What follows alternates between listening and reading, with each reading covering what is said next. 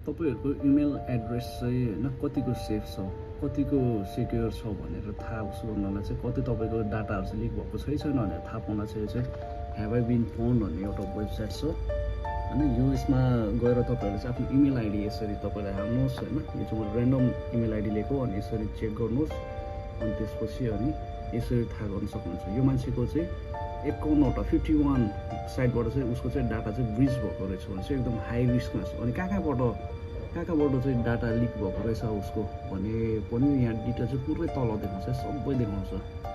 यदि तपाईँ पनि आफ्नो डाटा चाहिँ कतै लिक भएको छ कि छैन, इमेल आइडीहरू चाहिँ कस्तो रिस्कमा छ कि छैन भनेर थाहा गर्न चाहनुहुन्छ भने चाहिँ यो ह्याभ आई बिन फाउन्ड भन्नेमा चाहिँ तपाईँले चेक गर्न सक्नुहुन्छ।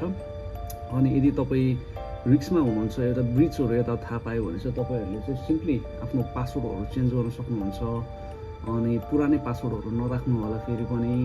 अनि त्यसपछि अनि 2 फ्याक्टर अथेन्टिकेसन यता भन्छ होइन, त्यो उस पनि तपाईँहरूले एप्लाई गर्न सक्नुहुन्छ। अनि यसरी चाहिँ तपाईँहरू चाहिँ अझ आफ्नो अकाउन्टलाई चाहिँ ह्याकरहरूबाट चाहिँ अझ सेफ गर्न सक्नुहुन्छ है त।